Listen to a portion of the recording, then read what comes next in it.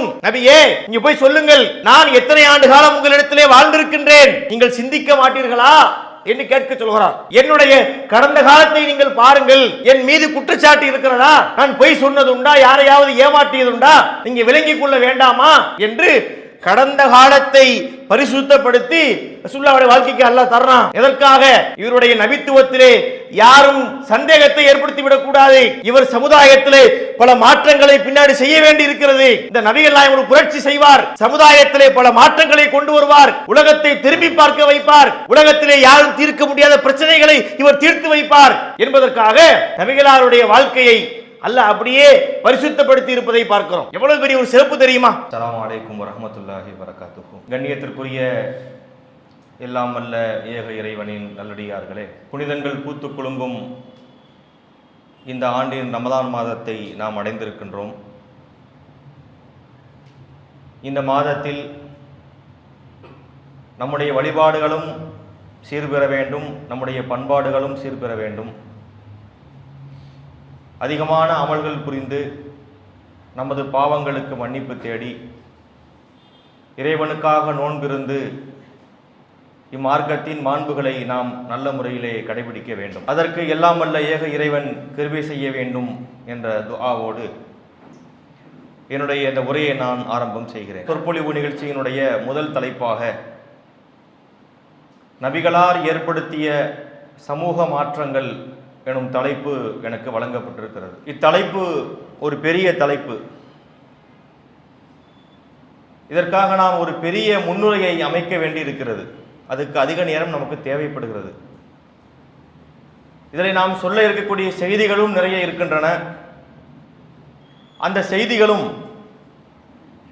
சரித்திரத்தோடு ஒப்பிட்டு பார்த்து சொல்ல வேண்டிய அவசியமும் இருக்கிறது. எனவே இத்தலைப்பு நீளமாகவும் இருக்கிறது, ஆழமாகவும் இருக்கிறது என்பதால் முன்னுரைக்காக கொஞ்ச நேரத்தை நான் எடுத்துக்கொண்டு இதில் விளக்க வேண்டியிருக்கிறது. உலகத்தில் பல அறிஞர்கள் தோன்றி இருக்கின்றார்கள், பல கண்டுபிடிப்பாளர்கள் தோன்றி இருக்கின்றார்கள். சமூகத்திலே பல புரட்சிகளை செய்த முக்கியஸ்தர்களையும் நாம் அறிந்திருக்கின்றோம். கல்வி புரட்சி, பொருளாதார புரட்சி, அறிவியல் புரட்சி, அரசியல் புரட்சி என்று எத்தனையோ பல தலைவர்களை நாம் சரித்திரத்திலே படித்திருக்கின்றோம். இதெல்லாம் ஒரு பக்கத்திலே. இன்னொரு பக்கத்திலே பார்த்தால் ஆன்மீகத்தை மக்களுக்கு போதிக்கக்கூடிய துறையிலே ஆன்மீக கருத்துக்களை மக்களிடத்திலே சொன்னவர்கள், அதிலே ஒரு தாக்கத்தை உண்டாக்கியவர்கள், மக்கள் அவர்களை தலைவர்களாக ஏற்று அவர்களுக்கு பின்னால் செல்லக்கூடிய சூழ்நிலைகளும் உருவாகி இருக்கின்றது. ஆன்மீகம் என்பது மதம் சார்ந்த விஷயங்கள், கடவுளை பற்றி, கடவுளுடைய தன்மைகளை பற்றி, அந்த கடவுளுக்கு நாம் செய்யக்கூடிய வணக்கங்களை பற்றி பேசக்கூடியது தான் ஆன்மீகம்னு சொல்றோம். இதை பற்றி பேசக்கூடியவர்கள் நிறைய சமுதாயத்திலே தோன்றி இருக்கின்றார்கள். இன்னொரு பக்கத்திலே ஆன்மீகத்தை சாராமல் உலகியலை அடிப்படையாக கொண்டு தத்துவங்களை மக்களுக்கு சொல்லக்கூடிய அறிஞர்கள் தோன்றினார்கள். அவர்களுக்கு ஆன்மீகத்தில் பெருசாக ஈடுபாடு இருக்காது. மக்களுக்கு சொல்லக்கூடிய கருத்துக்களை மெயினா சொல்லுவாங்க.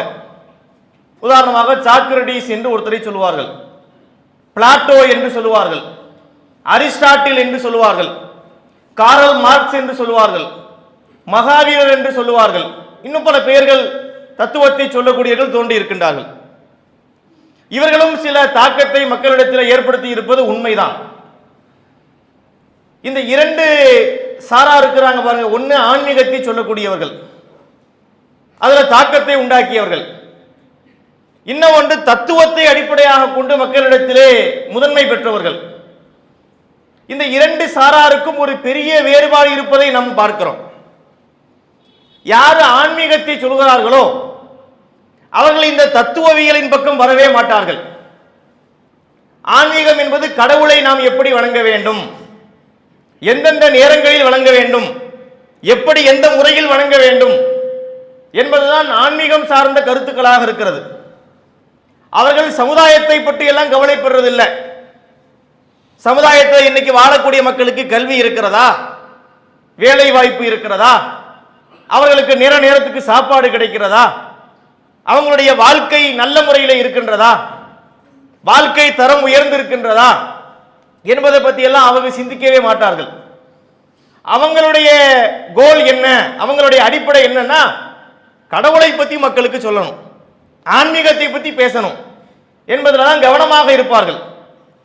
அதனாலதான் நம்ம பார்க்கிறோம், ஆன்மீகத்திலே உயர்ந்த நிலையை அடையக்கூடியவர்கள் சமுதாயத்தை முற்றிலுமாக துறந்து காட்டுக்கு சென்று வணங்க போயிடுவாங்க. துறவரம் மேற்கொள்றதுங்கிறாங்களா, அது துறவு அறம் என்பது கூட பிழைன்னு சொல்லப்படுது. துறவு என்பது அறம் அல்ல, துறவு என்றுதான் சொல்ல வேண்டும். இல்லறம் என்பது ஓகே. இல்லறம் என்றால் என்ன? குடும்பத்தோடு இணைந்து மனைவியோடு வாழ்ந்து தாய் தகப்பனோடு வாழ்வதுதான் இல்லறம், குடும்ப அறம் என்று சொல்கிறோம். துறவு என்பதை அறம் என்று ஏற்றுக்கொள்ள முடியாது.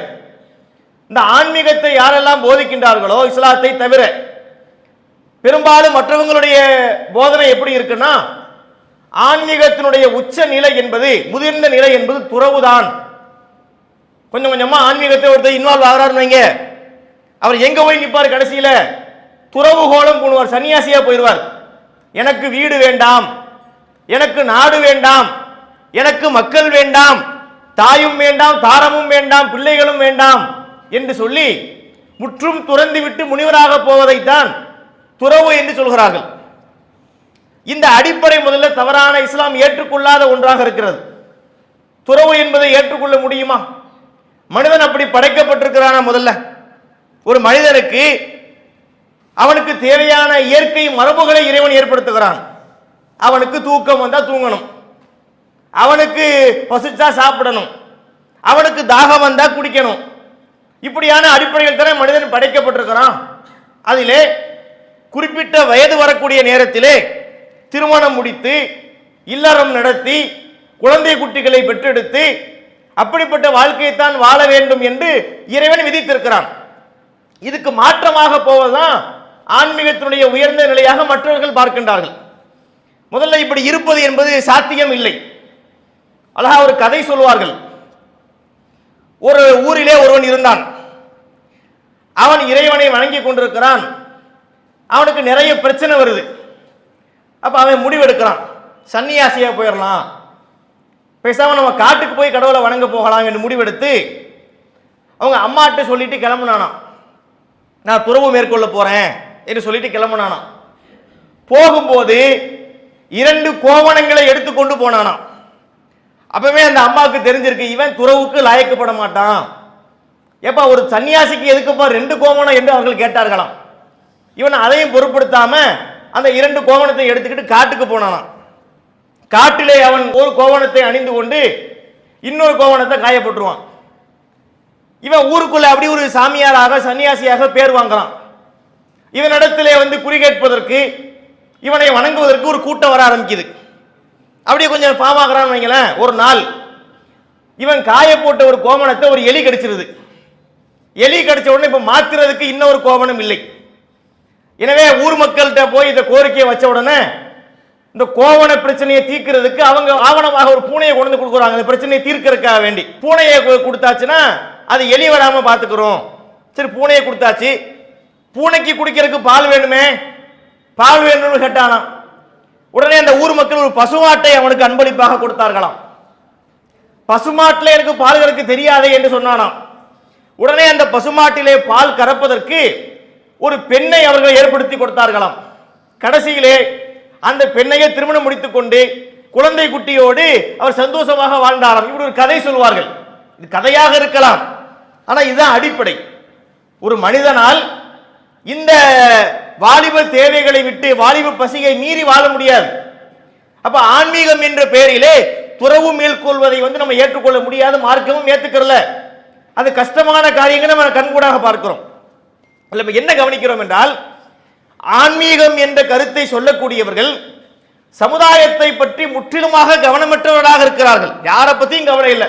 கடவுளை வணங்கணும், கடவுளுக்கு காணிக்கை செலுத்தணும், கடவுளுக்கு நேர்த்திக்கடன் நிறைவேற்றணும் என்பதில் தான் அவர்கள் கவனமோடு இருப்பதை நம்ம பார்க்கிறோம்.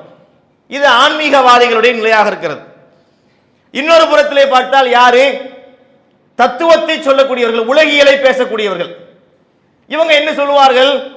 ஏன் என்று கேள்வி கேட்க வேண்டும், நாம் போராட வேண்டும், சொன்னதுக்கெல்லாம் தலையாட்டக்கூடாது, அதிகார வர்க்கத்திற்கு எதிராக நாம் குரல் எழுப்ப வேண்டும், பொது உடைமை என்பது அவசியம் என்ற கருத்துக்களை எல்லாத்தையும் இந்த தத்துவத்தை சொல்லக்கூடியவங்க வைப்பாங்க. இந்த தத்துவத்தை சொல்லக்கூடியவங்க பாத்தீங்கன்னா இவங்க ஆன்மீகத்தை விட்டு தூரமாக இருப்பார்கள். பெரும்பாலும் பாருங்களேன், பொது உடைமை பேசக்கூடியவங்க, கம்யூனிசம் பேசக்கூடியவங்க எல்லாம் நாத்திக சிந்தனையோடு இருப்பார்கள். கடவுள் என்பதெல்லாம் ஏமாற்று வேலை, நாம் மனிதனை நினைக்க வேண்டும் என்றால் கடவுளை மறக்க வேண்டும், கடவுளை மற மனிதனை நினை, கடவுளை மறந்தா தான் மனுஷனை நினைச்சு பார்க்க முடியும். எனவே ஆன்மீகம் என்பது நம்ம லைஃபுக்கு செட் ஆகாது, அதை விட்டு நம்ம கொஞ்சம் ஒதுங்கித்தான் போக வேண்டி இருக்கு என்கிற அடிப்படையிலே இந்த தத்துவத்தை சொல்லக்கூடிய அறிஞர்கள் ஒரு பக்கத்தில் இருக்கின்றார்கள். இதை நம்ம கண்கூடாக பார்க்கின்றோமா இல்லையா?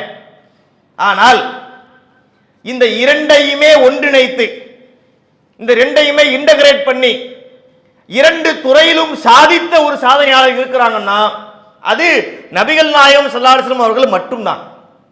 உலகத்திலே இந்த சிறப்பு வேற யாருக்கும் கிடையாது. நபிகள் நாயகம் ஸல்லல்லாஹு அலைஹி வஸல்லம் அவர்களுக்கு இரண்டு தலைமைகள் இருந்தன. ஒன்று சமய தலைமை, மற்றொன்று சமுதாய தலைமை. அவர் இந்த உலகத்தினுடைய நபியாக மட்டும் இருக்கல, பிற்காலத்திலே அந்த அரபுலகத்தினுடைய சக்கரவர்த்தியாகவும் திகழ்ந்தார்கள். இந்த இரண்டையுமே பேலன்ஸ் பண்ணி ஆன்மீக கருத்துக்களை மக்களுக்கு சொன்னார்கள். இறைவனை எப்படி வணங்க வேண்டும் அதை பத்தியும் அவங்க போதிச்சாங்க. இந்த நோன்பின் மூலமாக, தொழுகையின் மூலமாக, தான தர்மங்கள் மூலமாக, ஹஜ்ஜின் மூலமாக, இன்ன பல பிரார்த்தனைகள் மூலமாக நாம் இறைவனை நெருங்க முடியும் என்று ஆன்மீகத்தை சொன்னதோடு இன்னொரு பக்கத்திலே மனித சமுதாயத்தினுடைய பிரச்சனைகளை அவர்கள் கவனித்தார்களா இல்லையா?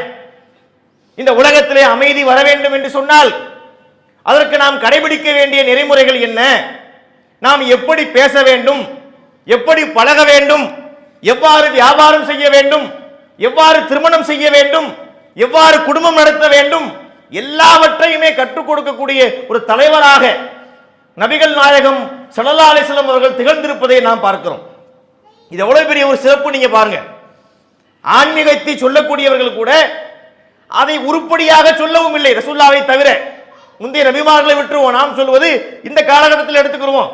நபிகள் நாயகத்தை தவிர ஆன்மீகம் என்ற பெயரிலே சொன்னவர்கள் கூட அதை முறையாக சொல்லவில்லை. அதிலே பல கேள்விகளை நாம் எழுப்ப வேண்டி இருக்கிறது, அதிலே பல மோசடிகள் ஒளிந்திருக்கிறது, மக்களை முட்டாளாக்கக்கூடிய தன்மைகள் அதிலே நிறைந்து காணப்படுகிறது. நபிகள் நாயகம் அவர்கள் சொன்ன ஆன்மீகம் என்பது அப்படிப்பட்டதாக இருக்கல. அறிவுபூர்வமாக, சிந்தனை பூர்வமாக, முட்டாள்தனங்களுக்கு, மூட நம்பிக்கைகளுக்கு இடமில்லாத வகையிலே மிக சிறந்த முறையிலே ஆன்மீகத்தை அவர்கள் போதித்தார்கள். இன்னொரு பக்கத்திலே மனித வாழ்க்கையினுடைய ஒவ்வொரு அங்கங்களையும் அவர்கள் நமக்கு கற்றுக் கொடுத்தார்கள். எப்படி பேசணும், ஒருவரை நாம் சந்திக்கக்கூடிய நேரம் எப்படி இருக்கணும், ஒருத்தரை பார்க்கிறோம், ஒரு முஸ்லீமை பார்க்கிறோம், அவரை பார்க்கக்கூடிய நேரத்திலே நாம் நடந்து கொள்ளக்கூடிய முறை என்ன? சலாத்தை பரப்புறது, அஸ்ஸலாமு அலைக்கும், உங்கள் மீது அல்லாஹ்வுடைய சாந்தி உண்டாகட்டும். இது போன்ற ஒரு வார்த்தையை இந்த தலைவரை தவிர வேறு யாராவது சொல்லி கொடுத்தார்களா? எப்படிப்பட்ட மார்க்கம்னு பாருங்க. கடவுளை மட்டும் வணங்கிட்டு போக சொல்ல, ஒருத்தரை பார்த்தோம்னு சொன்னா நீங்கள் இந்த வார்த்தையை சொல்லணும், அதுக்கு அவர் திருப்பி அலைக்கும் முஸ்ஸலாம் என்று சொல்ல வேண்டும், அவருக்கு நாம் பிரார்த்திக்க வேண்டும், நமக்கு அவர் பிரார்த்திக்க வேண்டும். மார்க்கம் வழிகாட்டுகிறது, நபிகள் நாயகம் வழிகாட்டுகின்றார்கள். ஒருவரை நாம் பார்க்கக்கூடிய நேரத்திலே ஒரு கடுகடுப்பான முகத்தோடு சந்திக்க கூடாது, அவரை நாம் இன்முகத்தோடு பார்க்க வேண்டும். நுணுக்கமான விஷயங்கள். இப்படி மனித வாழ்க்கைக்கு தேவையான எல்லா அடிப்படைகளையும் மிகச் சிறப்பாக போதித்த ஒரு நிலையை பார்க்கின்றோம். இதன் காரணமாகத்தான் வரலாற்றிலே மற்ற அனைவரையும் பின்னுக்கு தள்ளிவிட்டு நபிகள் நாயகம் ஸல்லல்லாஹு அலைஹி வஸல்லம் அவர்கள் முதலிடத்தை பிடித்திருப்பதை நாம் பார்க்கிறோம். அமெரிக்காவை சார்ந்த ஒரு அறிஞர் மைக்கேல் ஹெச் ஹார்ட் என்று அவருக்கு பெயர். இவரே ஒரு புத்தகத்தை தொகுக்கிறார். என்ன புத்தகம் என்று சொன்னால் த 100 என்ற இந்த புத்தகத்துக்கு பெயர். உலகத்திலே தாக்கத்தை உண்டாக்கிய முக்கியஸ்தர்கள், அவங்க சார்ந்த துறையிலே மிக முக்கியமான இடத்தை பிடித்தவர்கள் என்ற அடிப்படையில் 100 பேருடைய வரலாறை அவர் தொகுக்கிறார். அவர்கள் செய்த சாதனைக்கு ஏற்ப அவர் எண்களை போட்டு வரிசைப்படுத்துறார். அதிலே முதல் இடத்தை யாருக்கு கொடுக்கிறார் என்று சொன்னால் நபிகள் நாயகத்துக்கு கொடுக்கிறார். முகம்மது என்று போட்டிருக்கிறார். இதை போட்ட இந்த அறிஞர் இருக்கிறாரே, இவர் முஸ்லிமா? இல்லை, ஒரு கிறிஸ்தவ மதத்தை சார்ந்தவர். கிறிஸ்தவ மதத்தை சார்ந்த ஒரு வரலாற்று ஆய்வாளர் ஒரு புத்தகத்தை தொகுக்கும் போது அதிலே நபிகள் நாயகத்துக்கு முதலிடத்தை கொடுக்கிறார் என்று சொன்னால் அதுக்கு ஒரு முக்கியமான காரணம் இருக்கணுமா இல்லையா? அந்த காரணத்தை அவரே புத்தகத்தில் தெளிவுபடுத்துகிறார். என்ன காரணம் தெரியுமா? அதாவது ஆன்மீகம் ஒரு பக்கம், உலகியல் ஒரு பக்கம், இந்த இரண்டிலுமே ஒரே நேரத்திலே ஒரு ஆதிக்கத்தை ஏற்படுத்தி ஒரு தாக்கத்தை உண்டாக்கிய தலைவர் என்பதிலே இந்த முகமது என்பவர் முதலிடத்தை பெறக்கூடியவராக இருக்கிறார். அப்ப நபிகள் நாயகம் ஸல்லல்லாஹு அலைஹி வஸல்லம் அவங்களுடைய அந்த சாதனை இருக்கிறதே, யாராலும் முறியடிக்க முடியாத ஒரு சாதனை.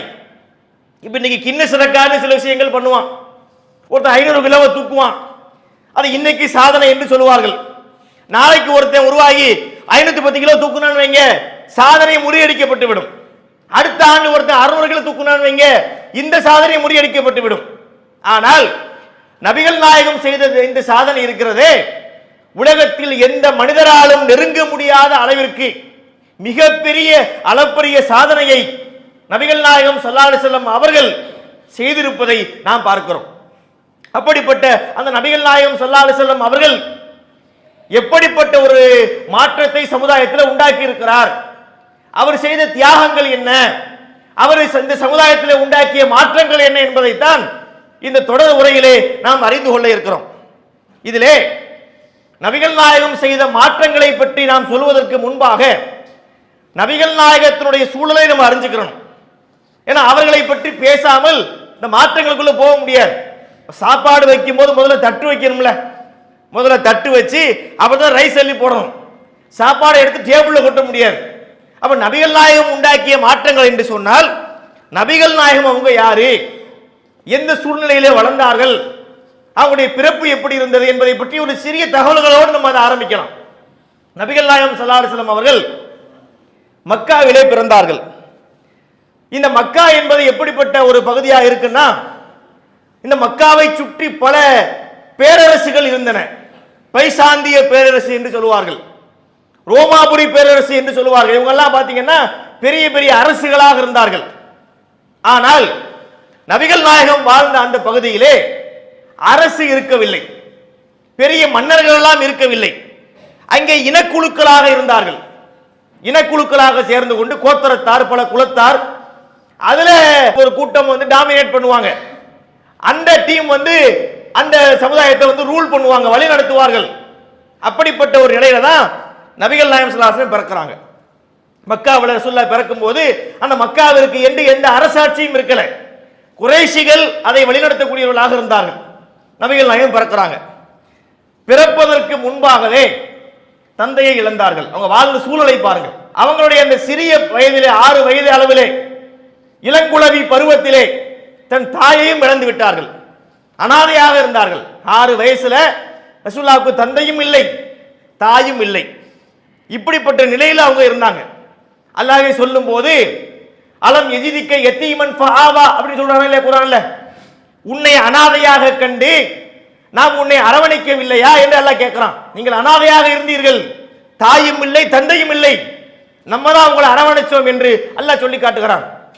இந்த சூழ்நிலையில தான் பாட்டனாருடைய பொறுப்புல வளர்றாங்க, அப்துல் முத்தலிபுடைய பொறுப்புல வளர்றாங்க. அவருடைய காலத்திற்கு பிறகு பெரிய தந்தை அபூ தாலிபுடைய பொறுப்புல வளர்றாங்க. பொதுவாக யாருக்கு இந்த தாய் தகப்பன் இல்லையோ அவங்க சமுதாயத்திலே சருகி போவதற்கு நிறைய வாய்ப்புகள் உண்டு. ஏன்னா ஒருத்தர் ஒரு பிள்ளை எடுத்து வளர்த்தா கூட தாம் பிள்ளை மாதிரி வளர்க்க முடியாது, அதுல சில சிக்கல் வரும். தாம் பிள்ளை மாதிரி வளர்த்தா கூட இவர் தன் தந்தையை போல பார்க்க மாட்டார், தன் தாயை போல பார்க்க மாட்டார். அங்க ரிலேஷன்ஷிப்ல ஒரு பெரிய கேப் வரும். இதன் காரணத்தினால் இந்த தாய் தகப்பன் இல்லாதவர்கள் வாழ்க்கையிலே தடுமாறி போவதற்கு பல வாய்ப்புகள் உண்டு. ஆனால் ரசூலுல்லாஹ்வுடைய வாழ்க்கையில் அது நடக்கல.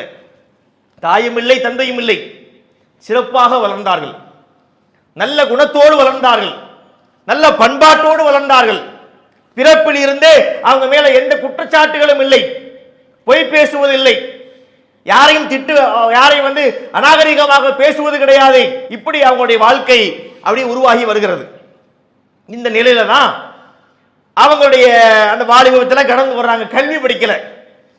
நபிகள் நாயகம் ஸல்லல்லாஹு அலைஹி வஸல்லம் அவங்க நல்லா கவனிக்கணும். எல்லாத்துக்கும் நான் பின்னாடி சொல்லக்கூடிய விஷயத்துக்கும் தொடர்பு இருக்கிறது.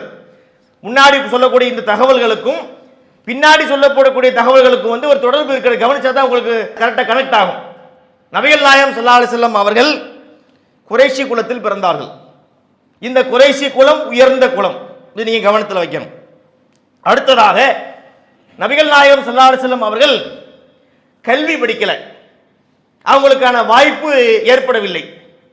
ரசூலுல்லாஹ் படிச்சாங்களா? எழுதவும் தெரியாது, எழுதியதை பார்த்து படிக்கவும் தெரியாது.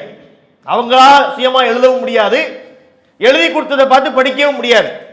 அல்லாஹ்வே சொல்றான் இல்லையா குர்ஆன்ல, அல்லதீன யத்தபிஊன ரசூல நபியல் உம்மிய, எழுத படிக்க தெரியாத இந்த தூதரைத்தான் அவர்கள் பின்பற்றுகிறார்கள். இறைவன் சொல்கிறான், பள்ளி சென்று படித்ததில்லை, பாடம் ஏதும் கேட்டதில்லை, சொல்லித்தரும் தகுதி இங்கு துனியாவில் எவருக்கும் இல்லை. என்ன கவிஞர்கள் படிச்சாங்கல்ல, ஞானத்தின் திறவுகோல்னு படிப்பாங்க. அதுல வரும் என்ன வரும், இவர் பள்ளிக்கூடத்துக்கு போய் படிக்கல, இவருக்கு யாரும் பாடம் சொல்லி கொடுக்கல, எழுத படிக்க தெரியாது. இது ரசூலுல்லாஹ்வுடைய நிலையாக இருந்தது. இன்னும் ஒண்ணு நீங்க பாத்தீங்க அப்படின்னா, அவங்களுடைய வாழ்க்கை எப்படி இருந்தது? எந்த குற்றச்சாட்டுகளும் இல்லை. ஒரு பொய் சொன்னாரு, இங்க இவரை ஏமாத்திட்டாரு, அவருடைய சொத்தை அபகரிச்சுக்கிட்டாரு என்கிற எந்த குற்றச்சாட்டும் இல்லாமல் அற்புதமாக அவருடைய வாழ்க்கை கடந்து வருகின்றது. இந்த சூழ்நிலையில தான் திருமணம் ஆகிறது, கதீஜா அம்மையாரோடு மணக்கின்றார்கள். நீண்ட செய்திகள், நம்ம அதுக்குள்ள போகல. இப்ப நபித்துவத்துக்கு நேரா வந்துருவோம். 40வது வயதுல நபிகள் நாயகம் ஸல்லல்லாஹு அலைஹி வஸல்லம் அவர்களுக்கு நபித்துவம் கொடுக்கப்படுகிறது. ஹிரா குகைக்கு போய் அல்லாஹ் வணங்குறதுக்கு போறாங்க. அந்த நேரத்தில் தான் வானவர் ஜிப்ரீல் அலைஹிஸ்ஸலாம் அவர்களுக்கு முன்னாடி தோன்றி இக்ரா பிஸ்மி ரப்பிக்கல் லதீ ஹலக் என்ற அத்தியாயங்கள் எல்லாம் அருளப்படுகிறது. நபிகள் நாயகம் பயந்து வீட்டுக்கு வருகின்றார்கள். வீட்டுக்கு வந்த நபிகள் நாயகம் அவர்களை கதீஜா அம்மையார் தேற்றுகிறார்கள். பிறகு அவங்களுடைய உறவுக்காரர் வரக்கா பின் நௌஃபல் என்பவர்கிட்ட அழைச்சிட்டு போறாங்க. அவர் தான் எல்லா விஷயத்தையும் கேட்டுட்டு நீங்க அல்லாஹ்வுடைய தூதர் என்பதை சொல்றார். நான் ரொம்ப சுருக்கமா இதை சொல்றேன். இப்ப ரசூலுல்லாஹ்வுடைய பிரச்சாரம் ஆரம்பிச்சிருச்சு. நபியாக அறிவிக்கப்பட்டு விட்டார்கள். நபி என்று சொன்னால் சாதாரண நபி அல்ல, இதற்கு முன்னாடி அனுப்பப்பட்ட தூதர்களை போன்று அல்ல, இறுதி தூதர். லா நபிய பாதி, நாங்கள் நபிகள் நாயகம் ஸல்லல்லாஹு அலைஹி வஸல்லம் அவர்கள் எனக்கு பிறகு இறை தூதர்கள் கிடையாது, லாஸ்ட் நபி. அது இன்னொன்று என்ன, ரஹ்மத்துல் லில் ஆலமீன், அகிலத்தார்கள் அனைவருக்கும் நபி. உலகத்தில் இருக்கக்கூடிய எல்லா சமுதாய மக்களுக்கும் ஒரு பொது நபியை அல்லாஹ் ஏற்படுத்தி விட்டான். எனவே இந்த பொறுப்பு என்பது சாதாரண பொறுப்பு அல்ல. இப்ப இன்னைக்கு ரசூலுல்லாஹ்வுக்கும் நமக்கும் இடையில பாத்தீங்கன்னா 14.5 நூற்றாண்டுகள் கடந்து விட்டது. இவ்வளவு பெரிய கேப்புக்கு யார் தான் தூதர்? இப்ப நபிகள் நாயகம் தான் தூதராக இருக்கிறார்கள். கியாமத் நாள் பின்னாடி வரும் எப்போ நமக்கு தெரியாது. இன்னொரு 5000 வருஷமோ 10,000 வருஷமோ எவ்வளவோ இருக்கலாம். எவ்வளவு ஆண்டுகள் கழித்து போனாலும் கியாமத் நாள் வருகின்ற வரை யார் தான் தூதரா இருக்க போறாங்க? நபிகள் நாயகம் அவர்கள் தான் தூதரா இருக்க போறாங்க. இவ்வளவு நீண்ட நெடிய ஒரு காலகட்டத்திற்கு இறுதி தூதராக நபிகள் நாயகம் ஸல்லல்லாஹு அலைஹி வஸல்லம் அவர்களை அல்லாஹ் தேர்ந்தெடுத்து விட்டான். இப்ப இவர்கள் பிரச்சாரத்தை மேற்கொள்ள வேண்டும். இந்த பொறுப்போடு இவர்கள் பயணிக்க வேண்டும்.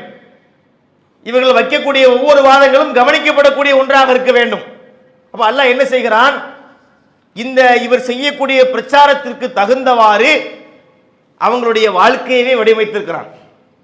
எவ்வளவு அற்புதமா அல்லாஹ் வடிவமைக்கிறான்னு பாருங்களேன். திருமறை குர்ஆனிலே சூரத்துல் பக்ரான் அத்தியாயம் இருக்கு பாருங்க, அதை படிச்சு பாருங்க. அலிஃப் லாம் மீம் ஸாலிகல் கிதாபு லா ரைப ஃபீஹி ஹுதல் லில் முத்தகீன் அப்படி போகுது. அலிஃப் லாம் மீம் என்பது எழுத்துக்கள், அதுக்கு அர்த்தம் கிடையாது. ஸாலிகல் கிதாபு இது வேதம். இந்த குர்ஆன் என்பது அல்லாஹ்வுடைய வேதம். லா ரைப ஃபீஹி இதிலே எந்த விதமான ஐயப்பாடும் இல்லை, எந்த சந்தேகமும் இல்லை. இது அல்லாஹ்வுடைய வேதம் அப்படி சொல்லிட்டு அல்லாஹ் சொல்றான், இது அல்லாஹ்வுடைய வேதம் என்பதிலே எந்த விதமான சந்தேகமும் கிடையாது. இந்த வார்த்தைக்கு பல விதங்கள்ல விளக்கம் சொல்ல முடியும். அதிலே நபிகளாருடைய வாழ்க்கையோடு நம்ம இணைச்சு பார்த்தோம்னு சொன்னா அதிலேயே அந்த லாரைபி பிகி இருக்கிறது. எப்படி? நபிகள் நாயகம் ஸல்லல்லாஹு அலைஹி வஸல்லம் அவர்களுக்கு நான் ஏற்கனவே சொன்னேன் உங்கள்கிட்ட, நபிகள் நாயகம் ஸல்லல்லாஹு அலைஹி வஸல்லம் அவர்களுக்கு எழுத படிக்க தெரியாது, எழுதவும் தெரியாது, படிக்கவும் தெரியாது. நல்லா கவனிங்க, அல்லாஹ் எதுக்கு ஆள் எடுக்கிறான்? இறை தூதருக்கு ஆள் எடுக்கிறான். எப்படிப்பட்ட இறை தூதர்? ஒரு சமுதாயத்திற்கா, ஒரு ஊருக்கா, ஒரு நாட்டுக்கா? இல்லை, உலகத்துக்கே தூதர். எவ்வளவு காலகட்டத்திற்கு? கியாமத் நாள் வர வரைக்கும் நீண்ட நெடிய ஆண்டுகள், பல நூற்றாண்டுகள் உள்ளடங்கும். இப்படிப்பட்ட ஒரு காலகட்டத்திற்கு ஒரு தூதரை அல்லாஹ் தேர்ந்தெடுக்கிறான். அப்ப எப்படி தேர்ந்தெடுக்கணும்? நல்ல படித்தவர், நிறைய ஞானம் உள்ளவர், நல்ல புத்தி கூர்மை உடையவர். வார்த்தைகள்ல பாத்தீங்கன்னா அவர் பேச ஆரம்பித்தா அப்படி முத்து முத்தா கொட்ட வேண்டும். இலக்கியங்கள் சிலேடை அப்படி போக வேணும். அடுக்கு மொழியிலே அவர் பேச வேண்டும். எல்லா இலக்கியங்களையும் அவர் கரைத்து குடித்திருக்க வேண்டும். அப்பதானே சரியா வரும். இன்னைக்கு தூதரை விடுங்க, சாதாரண ஒரு வேலைக்கு அலுவலகத்தில் ஆள் எடுக்கிறாங்க. அலுவலகத்தில் வேலைக்கு ஆள் எடுப்பதற்கு கிரைட்டீரியா வைக்கிறாங்களா இல்லையா? கல்வி தகுதி, 10th முடிக்கலன்னு சொன்னா எந்த வேலையும் பார்க்க முடியாது. சின்ன வேலையா இருந்தா கூட அதுக்கு டிகிரி படிக்கணும், இந்த படிப்புகள் படிக்கணும் என்று கல்வி தகுதி என்பது நிர்ணயிக்கப்படுகிறது. அது இல்லைன்னு சொன்னா இன்னைக்கு போக முடியாது. கல்வி என்பது முக்கியமாக பார்க்கப்படக்கூடிய காலம் இது. நிறைய சொல்லுவார்கள், வாளின் கூர்மையை விட நூலின் கூர்மை பெரியது. வாள் கூர்மையா தான் இருக்கு, அதை விட கூர்மையானது எதுவா? நூல் படிங்கிறாங்க. எண் இல்லாதவன் கண் இல்லாதவனை போன்றாவான், எழுத்து இல்லாதவன் கழுத்து இல்லாதவனை போன்றாவான். நிறைய இருக்கிறது. இந்த மாதிரி எடுத்தோம்னு சொன்னா உலகத்திலே கல்வியை பற்றி ஏராளமான வார்த்தைகளை போடுகிறார்கள். அப்ப உலகம் கல்வி அவசியங்கிறது சொல்லுது. உலகம் சொல்றதை விடுங்க, கூட குறைய சொல்லுவார்கள். மார்க்கத்துக்கு போவோம். மார்க்கத்தை எடுத்து படித்து பார்த்தாலும் திருமறை குர்ஆன் சொல்லுகிறது, கல்வியை முக்கியத்துவப்படுத்தி சொல்கிறது. வல்லதீன ஊத்துல் இல்ம தரஜாத், கல்வி உடையோருக்கு அல்லாஹ் பல தகுதிகளை ஏற்படுத்துகிறான், பல படித்தரங்களை ஏற்படுத்துகிறான். திருமறை குர்ஆன் சொல்கிறது, அறிந்தவர்களும் அறியாதவர்களும் சமமாவார்களா? சம இல்லைன்னு அர்த்தம். அறிந்தவர்களுக்கு அறியாதவர்களை விட ஒரு உயர்வு இருக்கிறது, குர்ஆன் சொல்லுதா இல்லையா? அப்ப மார்க்கமும் கல்வி அவசியம் என்று சொல்லுது, உலகமும் கல்வியினுடைய அவசியத்தை புரிஞ்சிருக்கிறது. இப்படிப்பட்ட சூழ்நிலையிலே எழுத படிக்க தெரியாத ஒருத்தர் கொண்டு வந்து அல்ல தூதரா போடணும்? ஒரு கேள்வி வருதா இல்லையா? படிச்சாலங்க போடணும். ஆனால் அங்கே ஒரு விஷயம் இருக்கிறது. அல்ல ஏன் போடுறான் தெரியுமா? இப்ப புரிவதற்காக சொல்கிறோம். நபிகள் நாயகம் ஸல்லல்லாஹு அலைஹி வஸல்லம் அவர்களுக்கு நல்லா எழுத படிக்க தெரியும், இலக்கியம் தெரியும், செய்யுள் இயற்ற தெரியும், நிறைய கவிதை இயற்ற தெரியும் என்று வைத்துக் கொள்வோம். இப்ப இவருக்கு வேதம் அருளப்படுது, அல்லாஹ் நபி ஆக்கிட்டான், போய் பிரச்சாரம் பண்ணுகிறார். அப்ப மக்கள் என்ன சொல்லுவார்கள்? என்ன சொல்லுவாங்க? அவர் சொல்லக்கூடிய கருத்து நல்லா இருக்குது, சிறப்பான கருத்துக்களை பேசுகிறார், ஆனால் இவர் படித்தவராக இருக்கிறார், நிறைய இவருக்கு தெரியும், உலகத்தில் உள்ள பல இலக்கியங்கள் தெரியும், அந்த வெளிநாட்டு புத்தகங்கள் எல்லாம் படிக்கிறாரு, அங்கே உள்ள கருத்துக்களை எடுத்து நமக்கு சொல்றாரு என்று மக்கள் சொல்லிடுவாங்க. அப்ப எழுத படிக்க தெரியாம சொல்லக்கூடிய நேரத்தில் தான் இவருடைய கல்வி தகுதிக்கு இது சரி வரல, இவர் தன்னுடைய அறிவிலிருந்து இதை பேசல, இவருக்கு இறைவன் கொடுத்த தகவலைத்தான் இவர் நமக்கு சொல்லுகிறார் என்று அந்த மக்கள் புரிஞ்சுக்குவாங்க. படித்தவராக இருந்தால் ஒரு சந்தேகம் வருதா இல்லையா? நல்ல படிச்சவர், நல்ல கருத்து சொல்றாரு, படிச்சதுனால சொல்றாரோ என்ற சந்தேகம் அங்க வருது. படிக்காதவர் வந்து சொல்லும் போது கண்டிப்பா இவர் படிக்கல, எனவே இவருடைய சொந்த கூற்றாக இருக்க முடியாது என்பது அங்கே நிறுவனமாக நம்ம பார்க்கிறோம். இது ஒன்று. சரி, அவர் படிக்கல, அவர் கல்வி படிக்காவிட்டாலும் இன்னொருத்தர் சொல்லக்கூடிய கருத்தை கேட்டு மனப்பாடம் பண்ணிக்கொண்டு தன்னுடைய கருத்தை போல சொல்லக்கூடிய நிலை இருக்கலாம். அப்ப அதை வைத்து கூட மக்கள் சந்தேகத்தை கிளப்புவாங்க. அது சொல்ல முடியுமா? ரசூலுல்லாஹ்வுடைய வாழ்க்கையில் அதுவும் ஏற்படவில்லை. ஏன் ஏற்படவில்லை? அவங்க பொய் சொல்லக்கூடியவர் அல்ல, அல்லாஹ் மாத்திட்டானே. ரசூலுல்லாஹ்வுடைய வாழ்க்கையை பை பெர்த்ல இருந்து நீங்க பாருங்க, பிறப்பில இருந்து பாருங்கள், பொய் சொல்ல மாட்டார், நம்பிக்கைக்குரியவராக இருந்தார். அல் அமீன் பேர் வச்சானே மக்கா காபிர்கள். மக்கா காபிர்கள் ரசூலுல்லாஹ்வுக்கு சூட்டிய பேர் என்ன? அல் அமீன், நம்பிக்கைக்கு உரியவர். அஸ் சாதிக், உண்மையாளர். இந்த பெயரை சொன்னது யாரு? எல்லோரும் சொன்னார்கள். அப்ப நபிகள் நாயகத்தின் மீது எந்த குற்றச்சாட்டும் இல்லை, பிறப்பிலே இருந்து அவர் பரிசுத்தமாக இருக்கிறார். அதனால்தான் அல்லாஹ் சொல்கிறான், லபித்து ஃபீக்கும் உம்ரன் மின் கபிலிஹி அஃபலா தாக்கிலூன். நபியே, நீங்க போய் சொல்லுங்கள், நான் எத்தனை ஆண்டு காலம் உங்களிடத்திலே வாழ்ந்திருக்கின்றேன், நீங்கள் சிந்திக்க மாட்டீர்களா என்று கேட்க சொல்கிறார். இதுக்கு என்ன அர்த்தம் தெரியுமா? நபியே, நீங்க போய் கேளுங்க, எப்ப நான் உங்களோட எத்தனை வருஷம் வாழ்ந்திருக்கிறேன், நான் ஒரு பொய் சொன்னதுண்டா, யாரையாவது ஏமாற்றியதுண்டா, என்னுடைய வாழ்க்கையை நீங்கள் பாருங்கள்.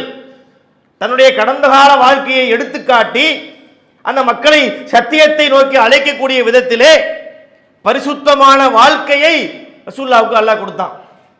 அதனாலதான் நபிகள் நாயகம் சொன்ன கருத்தை பொய் சொல்வதாக யாரும் சொல்ல முடியல. பொதுவாக ஆன்மீகத்தை சொல்லக்கூடியவர்களுடைய மூலத்தை பார்க்க கூடாது என்று சொல்வார்கள். நதி மூலம் ரிஷி மூலம் பார்க்காதே என்று சொல்வார்கள்.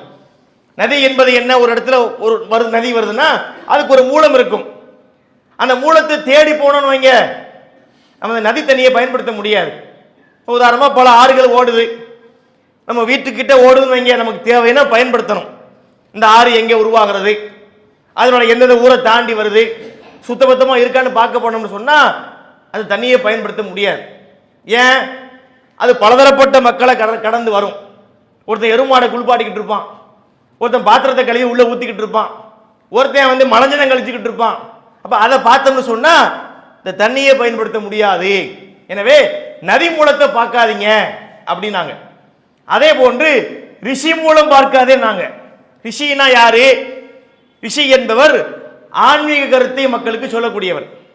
அப்ப ஆன்மீகத்தை சொல்றாருன்னு சொன்னா அவருடைய மூலம் என்னன்னு பார்க்க கூடாது. இன்னைக்கு அவர் என்ன சொல்கிறார், அவர் சொல்லக்கூடிய கருத்து நல்லா இருக்கிறதா, அதைத்தான் பார்க்க வேண்டும். மூலத்தை ஆராயக்கூடாது. நேற்று அவர் கெட்டவராக கூட இருந்திருப்பார், மோசமானவராக இருந்திருப்பார், இன்னைக்கு என்னப்போ சொல்றாருன்னு பாருங்க அப்படிம்பாங்க. இப்படிதான் உலகத்தில் வழக்கம் இருக்கிறது, இயல்பு இருக்கிறது. இந்த இயல்பை உடைத்தவர்கள் யாருன்னு சொன்னா நபிகள் நாயகம் ஸல்லல்லாஹு அலைஹி வஸல்லம் அவர்கள். அவங்களுடைய வாழ்க்கையை எப்படி இருக்குது, கடந்த காலத்தை பாருங்கிறாங்க. என்னுடைய கடந்த காலத்தை நீங்கள் பாருங்கள், என் மீது குற்றச்சாட்டு இருக்கிறதா, நான் பொய் சொன்னது உண்டா, யாரையாவது ஏமாற்றியது உண்டா, நீங்க விளங்கிக் கொள்ள வேண்டாமா என்று கடந்த காலத்தை பரிசுத்தப்படுத்தி ரசூலுல்லாஹ்வுடைய வாழ்க்கைக்கு அல்லாஹ் தர்றான். எதற்காக? இவருடைய நபித்துவத்திலே யாரும் சந்தேகத்தை ஏற்படுத்தி விடக்கூடாது. இவர் சமுதாயத்திலே பல மாற்றங்களை பின்னாடி செய்ய வேண்டி இருக்கிறது.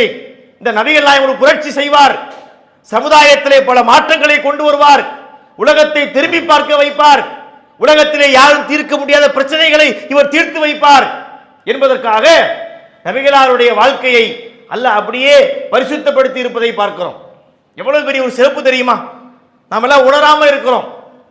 ரசூலுல்லாஹ்வுடைய வாழ்க்கை சும்மா உம்மத்துன்னு சொல்லிக்கிறோம், ரசூலுல்லாஹ்வுடைய உம்மத்து, நாங்கெல்லாம் ரசூலுல்லாஹ்வை பின்பற்றுறோம் என்று சொல்லிக்கொண்டு அதுல உள்ள முக்கியத்துவத்தை புரியாமல் வாழ்றமே. கடந்த கால வாழ்க்கையை எடுத்து சொல்லி தாவா பண்ற அளவுக்கு ரசூலுல்லாஹ்வுக்கு அற்புதமான வாழ்க்கையை தந்தான். நீங்க நமக்கு சொல்ல முடியுமா? இப்ப நம்ம இன்னைக்கு தாவா பண்றோம், நம்ம எல்லா மக்கள் பெரும்பாலும் மக்களுக்கு தௌஹீதை சொல்லணும் வைங்க, நம்ம இப்படி இன்னைக்கு போய் ரசூலுல்லாஹ் மாதிரி சொல்ல முடியுமா? இந்த சமுதாய மக்கள்கிட்ட போய் நின்றுக்கிட்டு நீங்கள் என்னுடைய வாழ்க்கையை பார்க்கவில்லையா, என்னை பத்தி உங்களுக்கு தெரியாதா அப்படின்னு கேட்டு பாருங்களேன். ஏன் தெரியாது? நல்லா தெரியும் உன்னைய பத்தி. நான் சொல்லவா? கிரைம் லிஸ்ட் எடுத்து போடுவாங்க. இத்தனாம் தேதி இவங்க வாத்தியாருடைய சைக்கிள் டயரை பஞ்சராக்குனியா, ஆமா. இந்த வீட்டை பெல் அடிச்சு விட்டு ஓடி போனியா, எல்லாத்தையும் சொல்லுவார்கள். அப்ப எல்லா சேட்டையும் பண்ணி ஒரு குறிப்பிட்ட காலத்திலே நம்ம மார்க்கம் என்ன அல்லாஹ் வந்து பள்ளியாசல உட்கார்ந்து இருக்கிறோம். ரசூலுல்லாஹ்வுடைய வாழ்க்கை இப்படி இல்லை. பிறப்பில் இருந்தே பரிசுத்தமான வாழ்க்கையை, அழகான வாழ்க்கையை, நாணயமான வாழ்க்கையை, கற்பொழுக்கம் உள்ள வாழ்க்கையை நபிகள் நாயகம் அவர்கள் வாழ்ந்ததுனாலதான் அந்த மக்கள் சந்தேகம் கொள்ள முடியல. லா ரைப ஃபீஹி நல்லா சொல்றான், இந்த வேதத்துல சந்தேகம் இல்லை. ஏன் அப்படி உண்டாக்குறான் தெரியுமா? இவர் சமுதாயத்திலே பின்னாடி பல புரட்சிகளை செய்ய வேண்டி இருக்கிறது என்பதற்காக ரசூலுல்லாஹ்வுடைய வாழ்க்கையை அல்லாஹ் வடிவமைத்து கொடுத்திருக்கிறான். கவனிக்கணும். அதே போன்று பாருங்கள், நபிகள் நாயகம் ஸல்லல்லாஹு அலைஹி வஸல்லம் அவர்கள் எந்த குலத்தில் பிறந்தார்கள்? குறைஷி குலத்தில் பிறந்தார்கள். இந்த குறைஷிகள் என்பவர்கள் என்று அந்த சமுதாயத்தில் ரொம்ப உயர்வாக பார்க்கப்பட்ட குலம், அதுல பிறக்கிறாங்க. இப்போ இதை வேற மாதிரி யோசிச்சு பாருங்க. நபிகள் நாயகம் ஸல்லல்லாஹு அலைஹி வஸல்லம் அவர்கள் ஒரு தாழ்ந்த குலத்தில் பிறந்திருந்தால், தாழ்ந்த குலம் என்பது நம்முடைய பார்வையில் அல்ல, அந்த மக்களுடைய பார்வையிலே, அந்த சமுதாயத்தினுடைய பார்வையில் தாழ்வாக பார்க்கப்பட்ட ஒரு குலத்திலே நபிகளார் பிறந்திருந்து இப்ப சமத்துவத்தை சொல்றாங்க. ரசூலுல்லாஹ் சொன்ன ஏற்படுத்தின மாற்றங்கள்ல முக்கியமானது சமத்துவம். அதை சொல்றாங்கன்னு வைங்க. இப்ப ரசூலுல்லாஹ் குறைஷி குலம் இல்லை, ஒரு தாழ்ந்த குலத்தில் பிறந்துட்டாங்க. அவங்க சமத்துவத்தை சொல்லுவாங்க, எல்லாம் ஒன்று தான், உயர்வு தாழ்வு பார்க்காதீங்க என்று சொல்றாங்கன்னு வைங்களேன். இங்க என்ன ஒரு டவுட் வரும், இந்த நபி இந்த கருத்தை ஏன் தெரியுமா சொல்றாரு? அவர் தாழ்ந்த குலத்துக்காரரு, அவரை யாரும் மதிக்க மாட்டாங்க. எனவே தன்னை மதிக்க வேண்டும் என்பதற்காக சமுதாயத்துக்கு தேவையான கருத்து போல அவர் ஜோடித்து சொல்கிறார் என்ற வாதத்தை யாராவது உண்டாக்க முடியுமா? இல்லையா? அல்லாஹ் என்ன செய்யறான்? அதை உடைக்கிறான். உடைத்து குறைஷிகளுக்கு மேலே ஒரு குலம் இல்லை, அந்த குலத்திலே இவரை பிறக்க வைத்தால், அப்ப அவர் இந்த கருத்தை சொல்லும் போது அது தனக்காக பேசுவதா ஆக முடியாது. ரசூலுல்லாஹ் அவங்க சமத்துவத்தை சொன்னாங்கல்ல, இந்த சமத்துவத்தை சொன்னது தனக்காக பேசியதா ஆகுமா? ஏன்? அவங்க தான் உயர்ந்த குலமாச்சே, அவங்க எதுக்காக வேண்டி தனக்காக சொல்ல போறாங்க? சமுதாயத்தை தாழ்வாக பார்க்கப்பட்ட மக்களுக்காகத்தான் அவர்கள் குரல் கொடுத்திருக்கின்றார்கள் என்பது அங்கே நிரூபணமாகிறது. இதெல்லாம் எதுக்கு அல்லாஹ் பண்றான்? சமுதாயத்தில் அவர் பல மாற்றங்களை உண்டாக்க வேண்டி இருக்கிறது. அதுக்கு ஏற்ற அடிப்படையில் அல்ல முன்னாடியே போடுறான். இந்த நபியை இந்த மக்கள் ஏற்க வேண்டும். எந்த வாதத்தை சொல்லி, பெரிய பெரிய வாதங்கள் அல்ல, சின்ன சின்ன துண்டு துண்டு வாதங்களை சொல்லி கூட இவருடைய நபித்துவத்தை யாரும் முடக்கிவிடக் கூடாது, இவர் ஏற்படுத்த இருக்கக்கூடிய மாற்றங்களை தடுத்துவிடக் கூடாது என்பதற்காக எல்லாவற்றையும் டிசைன் பண்றான் அல்லாஹ். ரசூலுல்லாஹ்வுடைய வாழ்க்கை ஒவ்வொன்றாக செதுக்கப்படுகிறது. இன்னொன்று பாருங்கள், நபிகள் நாயகம் ஸல்லல்லாஹு அலைஹி வஸல்லம் அவர்கள் மரணித்தார்கள். எந்த வயசுல? 63 வயசுல மரணித்தார்கள். இந்த ஆன்மீகத்தை யாரெல்லாம் சொல்லுகிறார்களோ அவங்களுடைய நிலையை நீங்க பாருங்க. ஆன்மீகத்தை சொல்லக்கூடிய நிலை எப்படி இருக்கும்? கொஞ்சம் கொஞ்சமாக அவங்க நிறைய செல்வங்களை சம்பாதிக்க ஆரம்பிப்பாங்க. அதாவது போலித்தனமாக ஆன்மீகத்தை சொல்லக்கூடியவங்க, அதை சொல்லி காசு பார்க்கறது, அதை சொல்லி மக்களை சுரண்டுறது, மக்கள்கிட்ட ஒரு நம்பிக்கையை உண்டாக்கி அதில் இருந்து ஏதாவது அவங்களை ஏமாத்துறது. இறுதி கட்டத்தில் பார்த்தீங்கன்னா கோடிக்கணக்கான ரூபாய்கள் தீவு வாங்குறான். இப்பெல்லாம் பார்க்குறோமா இல்லையா? ஏதோ தீவுங்கிறாங்க, அந்த தீவில் போய் வாழ்றாருங்கிறாங்க. அது உண்மையா பொய்யா என்ற பல கருத்துக்கள் இருக்குது. அது இருக்கலாம், இல்லாமல் இருக்கலாம். ஆனால் கோடிக்கணக்கில் செட்டில் ஆகக்கூடிய அளவுக்கு பல கோடிக்கணக்கான ஏக்கர் நிலங்கள் வாங்கப்படுதா இல்லையா? இருக்குது. ரசூலுல்லாஹ்வுடைய வாழ்க்கை எப்படி இருந்தது? நபிகள் நாயகம் ஸல்லல்லாஹு அலைஹி வஸல்லம் உடைய நிலை அவங்க மரணிக்கும் போது எப்படி இருந்தது? வறுமை, உணவு இல்லை, ஆடை இல்லை, வீட்டிலே விளக்கு இல்லை, தட்டுமுட்டு சாமான்கள் இல்லை. பசியின் காரணத்தினால் பல தினங்கள் அப்படி பசியிலே கழிச்சிருக்கிறாங்க. பேரித்தம்பழத்தையும் தண்ணீரையும் மாத்திரம் குடித்துக் கொண்டு பல நாட்களை அவர்கள் கடந்திருக்கின்றார்கள். அவங்க மரணிக்கும் போது கடன்ல தான் மூத்தாராங்க. அடமானம் வச்சு சில பொருட்களை வாங்கி அதை மீட்க முடியாத நிலையிலே அவர்கள் மரணித்தார்கள். அவங்க விட்டு சென்ற சொத்துக்கள் கூட அவங்க பிள்ளைகளுக்கு வாரிசுரிமை அடிப்படையில் கிடைக்காது.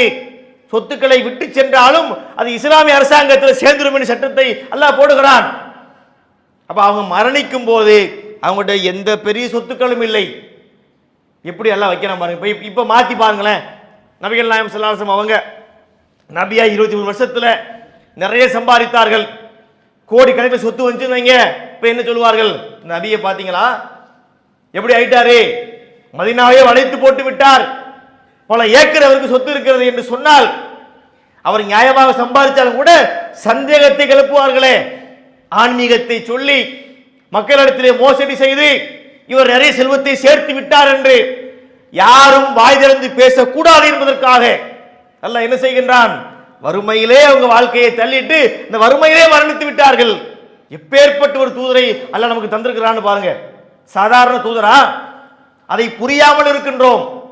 அல்லாஹ்வுடைய தூதர் எப்படிப்பட்ட மகத்தான தலைவர், சாதாரண மனிதர் அல்ல, அவரை மாமனிதர் என்று சொல்லுகிறோம். அவரை நாம் நேசிக்க கடமைப்பட்டிருக்கிறோம். அவங்களை நாம் நேசிக்கிறோம் சொன்னா நம்முடைய ஈமான் பரிபூர்ணப்படாது. லா யுமினு அஹதுக்கும் ஹத்தா அகூன அஹப்ப இலைஹி மீ வாலிதிஹி வலதிஹி வன்னாசி அஜ்மாயின். நபி ஸல்லல்லாஹு அலைஹி வஸல்லம் சொன்னார்கள், உங்களில் ஒருவர் தன் தந்தையை விட, தன் மகனை விட, வன்னாசி அஜ்மாயின் உலக மக்கள் அனைவரையும் விட என்னை நேசிக்கவில்லை என்றால் அவர் ஈமான் கொண்டவராக முடியாது. அதற்கு உரியவங்களா என்ற சொல்ல கேட்டாங்கன்னா கண்டிப்பா உரியவர்கள். அவ்வளவு நேர்மையும் அவ்வளவு நாணயமும் அவ்வளவு ஒழுக்கமும் அப்படிப்பட்ட பண்பாடு மிக்க தலைவராக நபி அவங்க வாழ்ந்ததுனாலதான் சமுதாயத்திலே அவர்கள் சொன்ன வார்த்தைகளை மக்கள் கேட்டார்கள். அவருடைய கருத்துக்கள் நின்றன. இன்று உலக அளவிலே மகத்தான மாற்றங்களை அவர்கள் உண்டாக்கி இருக்கின்றார்கள். பொதுவாக ஒரு கருத்தை சொல்லும் போது ஆன்மீகத்தில் ஸ்ட்ராங்கா சொல்லுவாங்க சில பேர். நான் ஏற்கனவே உங்களுக்கு சொன்னேன், தத்துவத்தின் பக்கம் வரமாட்டார்கள். தத்துவத்தை சொல்லக்கூடியவங்க ஆன்மீகத்தின் பக்கம் வரமாட்டார்கள். சமுதாயத்தை பற்றி நினைக்க வேண்டும் என்றால், மனிதனை நினைக்க வேண்டும் என்றால் கடவுளை மறக்க வேண்டும் என்று சொல்வார்கள். அது அல்ல. மனிதனை நினைக்க வேண்டும் என்றால் நீ முதலிலே கடவுளை நினைக்க வேண்டும். படைத்த இறைவனை நினைக்கணும். அந்த இறைவனுக்கு பயப்பட வேண்டும். அவன் தந்த வேதத்தை நம்ப வேண்டும். அவன் அனுப்பிய தூதரை நம்ப வேண்டும். அப்படி நம்பினால்தான் இந்த மனித சமுதாயத்திற்கு உண்மையான நன்மை செய்ய முடியும், அவர்களுக்கு பலனளிக்க முடியும், பயனளிக்க முடியும் என்பதை அழகிய கொள்கையின் வாயிலாக நபிகள் நாயகம் அவர்கள் நமக்கு வாழ்ந்து காட்டி விட்டு போயிருக்கிறார்கள். சில பேர் பேசுவார்கள். ரசூலுல்லாஹ் ஏற்படுத்திய இந்த மாற்றத்திற்கு இன்னொரு காரணம் என்ன தெரியுமா? மணிக்கணக்கிலே பேசுவார்கள். மேடையிலே ஆறு போல பேச்சு, இறங்கியதும் அத்தனையும் போச்சு அப்படின்னு சொல்லுவான். பேசும்போது பார்த்தீங்கன்னா அப்படி பேசுவார். செயல்பாட்டில் பார்த்தா எந்த ஒன்றும் இருக்காது. ரசூலுல்லாஹ்வுடைய சிறப்பு என்ன? அவங்க உண்டாக்குற மாற்றத்துக்கு முக்கிய காரணம் என்ன தெரியுமா? எதை சொன்னார்களோ அதை அப்படியே செய்து காட்டுவார்கள். சொல் ஒன்று செயல் ஒன்றாக ரசூலுல்லாஹ்வுடைய வாழ்க்கையில் இருக்காது. எதை மக்களுக்கு போதிப்பார்களோ அதை நடைமுறைப்படுத்தக்கூடியவர்களாக இருந்தார்கள். இப்படி அவர்களுடைய வாழ்க்கையிலே ஏராளமான சிறப்புகளை நம்ம பார்க்கின்றோம். அவர்கள் ஏற்படுத்திய மாற்றங்கள் சாதாரண மாற்றங்கள் அல்ல. அதுவும் குறிப்பிட்ட ஒரு மாற்றம் என்பதுங்க ஒரு குறிப்பிட்ட துறையில் இருக்கும். நம்ம சொன்ன தத்துவத்தை பத்தி எல்லாம் பேசினாங்கல்ல, ஆன்மீகத்தை பத்தி பேசினாங்கல்ல, இவங்களை பார்த்தீங்கன்னா குறிப்பிட்ட ஒரு துறையை பத்தி மட்டுமே பேசுவார்கள். அதாவது விடுதலை, சமுதாய விடுதலைன்னு அதை பத்தி மட்டும் பேசுவாங்க. ஒரு நிறைவெறின்னு வைங்க, அந்த நிறைவெறியை பத்தி மட்டும் பேசுவாங்க. அல்லது முதலாளித்துவத்துக்கு எதிராவா, முதலாளித்துவத்துக்கு எதிராக மட்டும் அதை பத்தி மட்டும் பேசுவாங்க. ஏகாதிபத்திய நாடுகளுக்கு எதிராக பேசணுமா, அந்த நாடுகளுக்கு எதிராக பத்தி மட்டும் பேசுவார்கள். ஒரு குறிப்பிட்ட மனித வாழ்க்கையினுடைய ஒரு அங்கத்தை பற்றி மட்டுமே பேசுவார்கள். ஆனால் நபிகள் நாயகம் பேசிய பேச்சு இருக்கிறதே குறிப்பிட்ட அங்கத்தில் உள்ளது அல்ல. மனித வாழ்க்கைக்கு தேவையான ஒட்டுமொத்த வாழ்வியலையும் பேசுறாங்க. இறைவனை வணங்க வேண்டும் அதையும் பேசினார்கள். மனித வாழ்வியல் என்பது எப்படி கட்டமைக்கப்படணும், பெண்கள் என்றால் யார், அவங்க வாழ்க்கை எப்படி இருக்கணும், அவங்களுக்கு என்ன உரிமை இருக்கணும், அவங்களுக்கு என்ன கட்டுப்பாடு இருக்கணும், எப்படி திருமணம் பண்ண வேண்டும், எல்லாவற்றையும் கற்றுக் கொடுத்தார்கள். ஆண்கள் என்றால் யார், அவங்களுடைய கடமை என்ன, அவங்களுடைய உரிமை என்ன, எல்லாவற்றையும் கற்றுக் கொடுத்தார்கள். அரசனுக்கும் சொல்லிக் கொடுத்தார்கள், மக்களுக்கும் சொல்லிக் கொடுத்தார்கள், முதலாளிக்கும் சொல்லிக் கொடுத்தார்கள், தொழிலாளிக்கும் சொல்லிக் கொடுத்தார்கள். எல்லாவற்றுக்குமே மனித வாழ்க்கையிலே நபிகள் நாயகம் அவர்கள் தொடாத இடமே இல்லை. இதை பற்றி ரசூலுல்லாஹ் பேசவில்லை என்று நம்ம எதையுமே சொல்ல முடியாது. அப்படிப்பட்ட அற்புதமான வாழ்க்கை திட்டத்தை, நமக்கு அழகிய வாழ்வியலை நபிகள் நாயகம் சொல்லிக் கொடுத்திருக்கிறாங்க. இதன் மூலமாகத்தான் பல மாற்றங்களை அவங்க உண்டாக்குனாங்க. சாதாரண மாற்றமா? அவர்கள் காலம் சென்று 1400 ஆண்டுகளுக்கு மேலாகிவிட்டது. இன்றும் அவங்க சாதனையாளராக இருக்கிறாங்க. அவர்கள் சொன்ன போதனைகள் இன்றும் படிக்கப்படுகிறது. ஒவ்வொரு வினாடியும் யாருடைய வாயிலோ ரசூலுல்லாஹ்வுடைய பெயர் உச்சரிக்கப்பட்டு கொண்டே இருக்கிறது. வரலாற்றிலே இப்படிப்பட்ட தாக்கத்தை யாரும் ஏற்படுத்தியது கிடையாது. அப்படிப்பட்ட ஒரு கண்ணியத்தை நபிகள் நாயகம் ஸல்லல்லாஹு அலைஹி வஸல்லம் அவர்களுக்கு அல்லாஹ் ஏற்படுத்தி இருப்பதை பார்க்கின்றோம். எப்பேற்பட்ட மார்க்கத்திலே நாம் இந்த மார்க்கத்தை பின்பற்றுவதற்கு நாம் கொடுத்து வைத்திருக்க வேண்டும். சிறந்த ஒரு மார்க்கத்தை அல்லாஹ் நமக்கு தந்திருக்கின்றான். சிறந்த ஒரு ஆன்மீக பாதையை நமக்கு தந்திருக்கின்றான். சிறந்த ஒரு பண்பாட்டை தந்திருக்கின்றான். இதை உணர்ந்து கொண்டால் மட்டும்தான் நம்ம இதில் நிலையா நிற்க முடியும். இல்லைன்னு வைங்க, ரசூலுல்லாஹ்வை பின்பற்றுவதிலே போலித்தனங்கள் வரும். நிறைய போலித்தனங்கள் இருக்குதா இல்லையா? இப்போ திருமணத்துக்கு பத்திரிகை அடிப்பார்கள். பத்திரிகை அடிக்கும் போது பார்த்தீங்கன்னு வைங்களேன், அந்த பத்திரிகையினுடைய டாப்பில் ஒரு வார்த்தை போடுவாங்க, பிஸ்மில்லாஹிர் ரஹ்மானிர் ரஹீம் போட்டுட்டு அதில் போடுவாங்க நிகழும் ஹிஜ்ரி ஆண்டு, இந்த வருஷம் எல்லாம் போட்டுட்டு நபிகள் நாயகத்தின் துஆ பரக்கத்தாலும் அப்படின்னு போடுவாங்க. போடுறாங்களா? ரசூல்லா அப்படி துவா பண்ண சொன்னாங்களா? அப்படிலாம் கிடையாது. இருந்தாலும் ரசூல்லா கொண்டு வந்து போடுவாங்க. என்ன சொல்ல வர்றாங்க? ரசூல்லா சொன்னனால தான் கல்யாணம் பண்ண போறாரு என்று ஒரு தோற்றத்தை உண்டாக்குவார்கள். ஆனால் அந்த கல்யாணத்தில் பார்த்தீங்கன்னா ரசூல்லா சொல்லி கொடுத்த எதுவுமே இருக்காது. மகர் கொடுப்பது இருக்காது, வரதட்சணை வாங்கப்படும், நபி வழிக்கு முரணாக பெண் வீட்டு விருந்திருக்கும், நிறைய பிதத்துக்களை அரங்கேற்றுவார்கள். கேட்டா ரசூலுல்லாஹ்வுடைய பேரை ஒரு ஒப்புக்கு பயன்படுத்துவார்கள். இப்படி பயன்படுத்தினால் வெற்றி கிடைக்காது. நாம் ரசூலுல்லாஹ்வுடைய வாழ்க்கையை ஏற்கிறோம் என்று சொன்னால், அவங்களை பின்பற்றுகிறோம் என்று சொன்னால், அவர்கள் சொல்லிக் கொடுத்த ஒவ்வொரு செய்திகளையும் நம்முடைய வாழ்க்கையிலே அப்படியே நாம் கடைபிடிக்க வேண்டும். முதல்ல படிக்கணும். ரசூலுல்லாஹ்வுடைய வாழ்க்கை வரலாறு எப்படிப்பட்டது, அது எவ்வளவு உன்னதமானது, அது மற்ற சமுதாய மக்கள் சொல்லக்கூடிய கருத்துக்களை விட எவ்வளவு மேலோங்கி இருக்கிறது என்பதை நாம் உணர்ந்து படிக்க ஆரம்பித்தால் கண்டிப்பாக நம்மிடத்திலே நிறைய மாற்றங்கள் ஏற்படும். அப்படி ரசூலுல்லாஹ்வுடைய காலத்திலே இருந்து இன்று நம்முடைய காலம் வரை அவர்கள் ஏற்படுத்திய மாற்றங்கள் சாதாரண மாற்றங்கள் அல்ல. உலகமே வியர்ந்து பார்க்கக்கூடிய மாற்றங்களை, உலகமெல்லாம் அந்த பிரச்சனைகளை தீர்க்க நினைத்து தீர்க்க முடியாமல் தோற்று போன விஷயங்களில் கூட நபிகள் நாயகம் ஸல்லல்லாஹு அலைஹி வஸல்லம் அவர்கள் அதை சரி செய்திருக்கின்றார்கள். அந்த புரட்சியை உண்டாக்கி இருக்கின்றார்கள். சமுதாயத்திலே மகத்தான அளப்பரிய மாற்றங்களை உண்டாக்கி இருக்கின்றார்கள் என்பதற்கு ஏராளமான செய்திகள் நமக்கு வரலாறுகளிலே காண கிடைக்கின்றன. அந்த செய்திகளை நபிகள் நாயகம் ஸல்லல்லாஹு அலைஹி வஸல்லம் அவங்க எப்படிப்பட்ட சமுதாய மாற்றங்கள் இந்த சமுதாயத்திலே கொண்டு வந்தார்கள், அது சாதாரண மாற்றங்கள் அல்ல என்பதை நாம் உணரக்கூடிய விதத்திலே அந்த செய்திகளை நம்ம தொகுத்து இருக்கின்றோம். அப்ப இந்த உரையில் நீங்கள் விடுபடாமல் தொடர்ச்சியா நீங்க கேட்டீங்கன்னு சொன்னா உங்களுக்கு பல தகவல்கள் நம்ம சொல்ல காத்திருக்கிறோம் என்பதை கவனத்தில் வைத்துக்கொண்டு இந்த ரமலானுடைய மாதத்தினுடைய சிறப்புகளை உணர்ந்து இதில் பல நன்மைகளை நம்ம பெற வேண்டும். வல்ல அல்லாஹ் நம்ம அனைவருக்கும் அந்த வாய்ப்பினை தந்தருவானாக என்று கூறி இந்த உரையை முடித்துக் கொள்கின்றேன். அஸ்ஸலாமு அலைக்கும்.